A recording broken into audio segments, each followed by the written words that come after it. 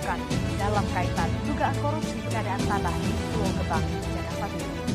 Komisi Pemberantasan Korupsi menjerat 5 tersangka kasus dugaan korupsi pengadaan lahan di Rorotan, Jakarta Utara. Kejaksaan Agung menetapkan 6 orang sebagai tersangka dalam kasus dugaan korupsi terkait tata kelola komoditi emas sebanyak 109 ton PT Antam. Bantah dugaan praktik pengoplosan Pertalite menjadi Pertamax.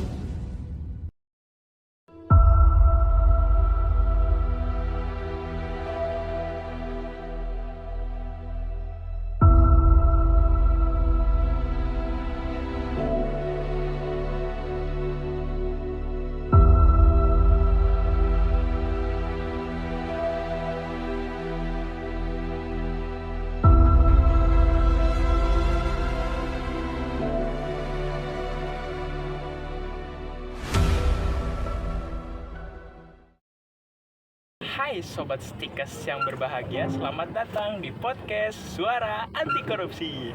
Tempat ngobrol santai tapi serius tentang cara melawan korupsi dari sudut pandang kita, para anak muda, terutama pada anak muda.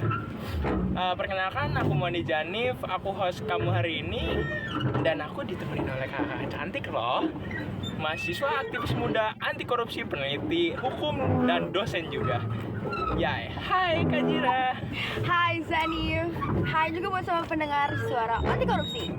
Senang banget ya bisa di sini ngobrol berdua. Iya ya. Kita juga senang banget kok Kak. Langsung aja kita ke topiknya ya. Yaitu banyak orang masih mikir bahwa korupsi itu urusan pejabat lah, politisi, atau orang yang memegang proyek besar. Padahal bener gak sih korupsi itu bisa juga terjadi di sekitar kita, Kak? Bener banget sih menurut aku itu. Korupsi itu bukan cuma soal nyolong uang aja, yang kayak triliunan atau miliaran, tapi soal menyalahgunakan kekuasaan, terus memakai uang pelicin untuk memudahkan semua urusan. Pokoknya banyak deh. Dan itu bisa terjadi di mana aja menurut aku, kayak di kantor bisa, di sekolah bisa, pokoknya di mana-mana bisa. Berarti kalau ada yang nyontek, titip absen, atau bayar untuk naik jabatan, itu udah masuk kategori perilaku koruptif ya, Kak? Bener banget. Kita kayak seringkali nggak sadar kalau misalnya budaya kayak gitu-gitu tuh nggak sadar kalau misalnya ternyata semua hal yang kita lakukan kayak gitu tuh akar dari semua korupsi loh. Gitu. Menarik banget, tapi banyak juga yang merasa percuma jujur karena lingkungannya tuh sekitarnya mendukung atau kotor. Gimana tuh Kak tanggapannya kalau boleh tahu? Itu pemikiran yang menurut aku bisa diubah ya.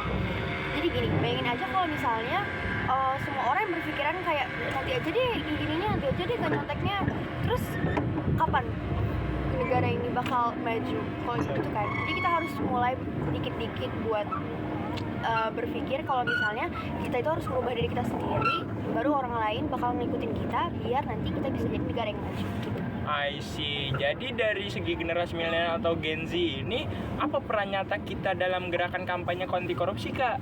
Ada banyak banget nih, aku sebutin 4 ya. Yang pertama, ada sadar hukum dan aturan. Jadi jangan jadi apatis. Tau apatis gak sih? Apatis tuh kayak gak pedulian tentang misalnya politikan atau pokoknya hal-hal, pokoknya bodo amat ya tentang sesuatu. Terus yang kedua, ikut kampanye anti korupsi di kampus, di sosmed, di komunitas-komunitas, pokoknya banyak lagi. Terus yang ketiga, bisa gunain teknologi kayak medsos gitu-gitu buat bikin konten tentang transparansi, terus laporin kalau di jalan-jalan tuh pungli lewat platform online misalnya. Terus yang keempat, dan menurut aku yang paling penting, jadi role model buat kita sendiri. Jadi biar kalau kita berubah, orang lain tuh bisa terinspirasi juga dari kita gitu loh. Exactly. Nah, ngomongin soal keberanian nih Kak, kadang kan kita takut dibilang sok cuci lah atau sok apalah, apalagi kalau speak up. Ada saran nggak Kak kalau boleh tahu dari kakaknya? Gimana ya? Kalau tentang keberanian itu, emang itu suatu hal yang manusiawi kan, takut itu. Jadi kita bisa mulai buat bilang ke teman kita, kita bilangin yuk ke teman kita yang nyontek biar nggak kayak gitu lagi gitu. Jadi nggak melulu kita harus jalan sendiri, kita terkadang emang butuh orang lain, dan itu nggak apa-apa banget, justru lebih bagus gitu. Angkatkan kepala dan katakan. Tidak. Tidak. Abaikan rayuannya dan katakan. Tidak. Tidak. Tutup telinga dan katakan. Tidak. Tidak. Partai Demokrat bersama SBY terus melawan korupsi tanpa pandang bulu. Bergabunglah bersama kami. Katakan tidak pada korupsi. Keren. Oke, kita switch sedikit. Gimana menurut Kak Zira soal kondisi korupsi di Indonesia saat ini atau tahun-tahun kebelakangan ini? Menurut aku ya, emang masih memprihatinkan banget kok di Indonesia ini. Karena menurut laporan Transparansi Internasional, Indeks Persepsi Korupsi atau IPK Indonesia masih di bawah 40 dari 100 poin. Yang artinya korupsi itu masih dianggap serius, pokoknya serius banget. Masih banyak kan yang ngelakuin itu tanpa kayak merasa bersalah, kayak gitu. Kayak misalnya ada banyak kasus misalnya bansos lah, atau KTP, suap pejabat daerah, atau pokoknya yang lain. Tapi kabar baiknya, kesadaran publik itu makin tinggi loh, Zanif. Jadi lama-lama kita tuh makin tahu sebenarnya, dan kita makin kuat juga sebenarnya di masyarakat ini. Karena untuk membangun jati diri kita anti korupsi, dan mimpi kita Indonesia itu makin lebih maju dan menjadi negeri yang makin baik ke depannya. Selamat siang. Siang? Ada Ibu Sinta. Oh, Ibu Sintanya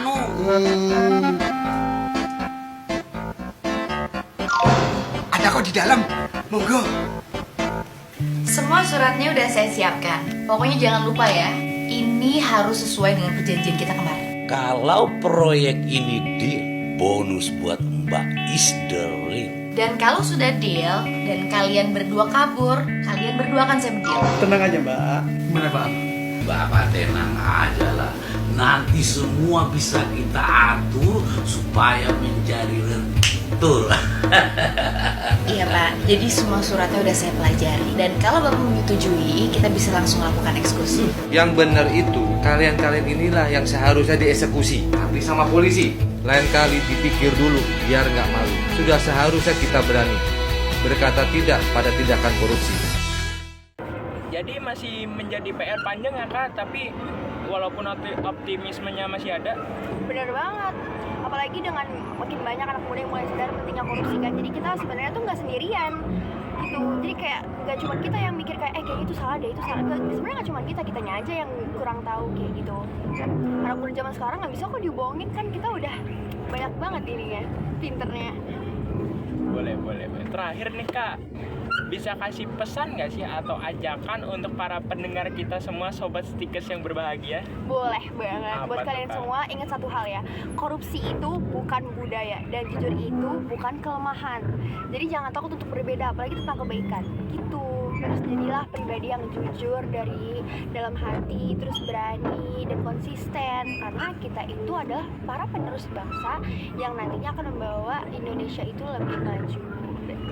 Tuh.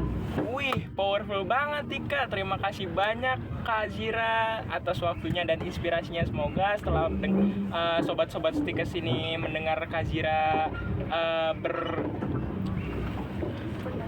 berpendapat anti korupsi itu bagaimana di generasi milenial atau Gen Z ini, makin banyak kakak yang makin sadar bahwa pentingnya loh anti korupsi ini di lingkungan kita, atau tidak jadi mikir percuma jujur atau percuma apalah itu. Semoga semua itu bisa terrealisasikan. Amin. Terima kasih ya Zanif udah ngajak aku ngobrol tentang anti korupsi di sini. Semoga Indonesia kedepannya makin maju dan makin gak banyak orang yang melakukan korupsi ataupun kecurangan-kecurangan yang gak kelihatan sekecil batu sekalipun di negeri tercinta ini. Sama-sama Kak. Dan sekian podcast kita pada sore hari ini. Kurang lebihan mohon maaf. Muhandi Zanif tutup. Wassalamualaikum warahmatullahi wabarakatuh. Bye-bye.